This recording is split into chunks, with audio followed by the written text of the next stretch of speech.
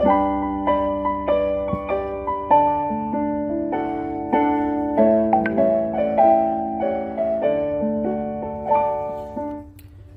selamat pagi Bapak Ibu Saudara-saudara yang dikasihi oleh Tuhan Yesus Kristus. Berjumpa kembali bersama saya Pendeta Eka di dalam renungan firman Tuhan pada hari ini, Selasa 16 November 2021. Sukacita dan damai sejahtera dari Tuhan Yesus kiranya menyertai kehidupan kita sekalian. Puji nama Tuhan. Sampai pada pembacaan kita hari ini, Ester pasal yang ke-6, biarlah firman Tuhan yang kita baca memberkati kita sekalian. Beberapa hal yang kita merenungkan dari pasal 6 ini, dan sebelumnya mari kita akan berdoa terlebih dahulu. Tuhan Allah Bapa di surga yang kami puja sembah di dalam nama Tuhan Yesus, kami bersyukur untuk kasih dan penyertaan Tuhan sampai pagi hari ini. Juga kami bersama-sama ingin terus mengisi hati dan pikiran kami dengan kebenaran firman Tuhan. Kau yang mampukan untuk kami dapat memahami, mengerti apa yang Kau maksudkan. Kau juga menolong kami untuk kami dapat terapkan dalam hidup kami.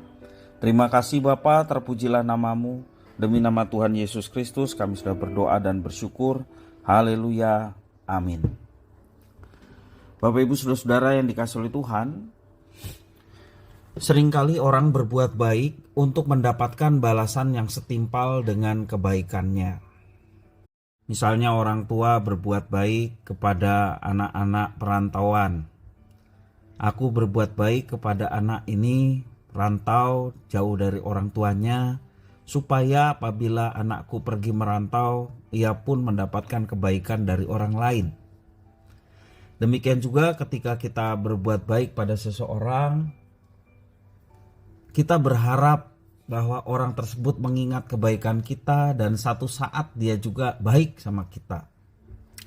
Bapak Ibu Saudara-saudara yang dikasihi oleh Tuhan, itu hal yang wajar yang seringkali dipikirkan orang secara umum. Namun sesungguhnya pada dasarnya berbuat baik merupakan kewajiban dari setiap orang, apalagi orang percaya. Orang Kristen yang sudah mengalami kebaikan Tuhan sudah menjadi kewajiban untuk berbuat baik sebagaimana kebaikan Tuhan yang sudah dialaminya. Dia berbuat baik. Orang Kristen berbuat baik karena memang berbuat baik. Tidak ada tendensi apapun, termasuk juga ingin mendapatkan balasan kebaikan dari orang lain.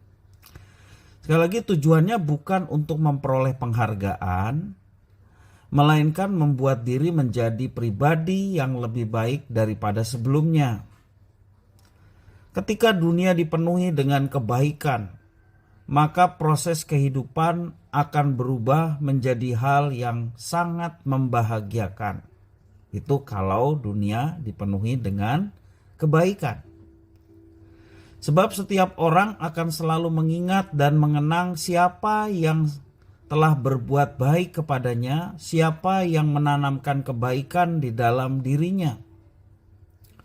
Demikian pula halnya dengan Raja Ahasveros yang teringat akan jasa Mordekai. Di dalam ayat yang pertama sampai yang ketiga demikian firman Tuhan. Ester pasal 6. Pada malam itu juga raja tidak dapat tidur. Maka bertitahlah baginda membawa kitab pencatatan sejarah lalu dibacakan di hadapan raja. Dan di situ didapati suatu catatan tentang Mordekai yang pernah memberitahukan bahwa Bigtan dan Teres, dua orang sida-sida raja yang termasuk golongan penjaga pintu, telah berikhtiar untuk membunuh Raja Ahasveros. Maka bertanyalah raja, kehormatan dan kebesaran apakah yang dianugerahkan kepada Mordekai oleh sebab perkara itu? Jawab para biduanda raja yang bertugas pada baginda, kepadanya tidak dianugerahkan suatu apapun. Bapak Ibu Saudara-saudara yang dikasihi oleh Tuhan, itulah yang terjadi. Ya, ketika diperiksa sepertinya ada yang luput dari pengamatan raja, yaitu Mordekai sama sekali belum pernah diberikan penghargaan apapun yang berkaitan dengan jasa-jasanya. Raja lupa. Mengenai hal itu, sesungguhnya Mordekai juga tidak memiliki ambisi apapun untuk mendapatkan penghargaan. Mordekai berpikir bahwa sudah menjadi kewajibannya sebagai rakyat untuk melindungi keselamatan raja.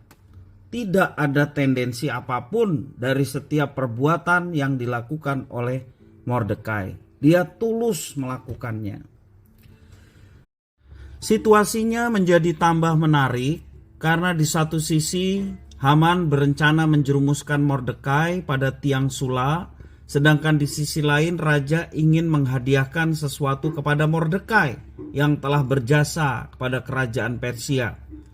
Saat raja menanyakan soal penghargaan apa yang sepatutnya diberikan kepada orang yang telah berjasa terhadap kerajaan, Haman malahan berpikir bahwa dirinya yang akan menerima hadiah itu dari raja. Kalau bahasa sekarang, Haman ini kegeeran gitu ya. Lalu ia mengajukan daftar hadiah dan kehormatan setinggi-tingginya kepada raja dengan harapan bahwa dirinya yang akan menikmati semuanya itu. Kita perhatikan di dalam ayat yang keempat sampai ayat yang ke-9. Maka bertanyalah raja, siapakah itu yang ada di pelataran? Pada waktu itu Haman baru datang di pelataran luar istana raja untuk memberitahukan kepada Baginda bahwa ia hendak menyulahkan Mordekai pada tiang yang sudah didirikannya untuk dia.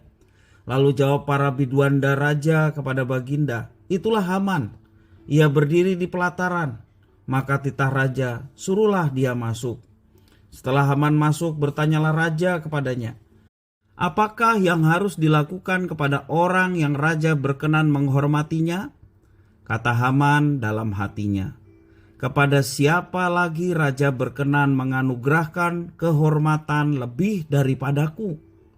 Oleh karena itu jawab Haman kepada raja, mengenai orang yang raja berkenan menghormatinya, hendaklah diambil pakaian kerajaan yang biasa dipakai oleh raja sendiri, dan lagi kuda yang biasa dikendarai oleh raja sendiri, dan yang diberikan mahkota kerajaan di kepalanya.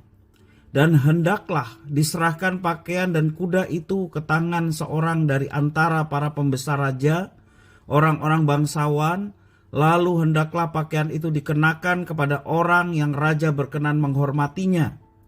Kemudian hendaklah ia diarak dengan mengendarai kuda itu melalui lapangan kota, sedang orang berseru-seru di depannya. Beginilah dilakukan kepada orang yang raja berkenan menghormatinya.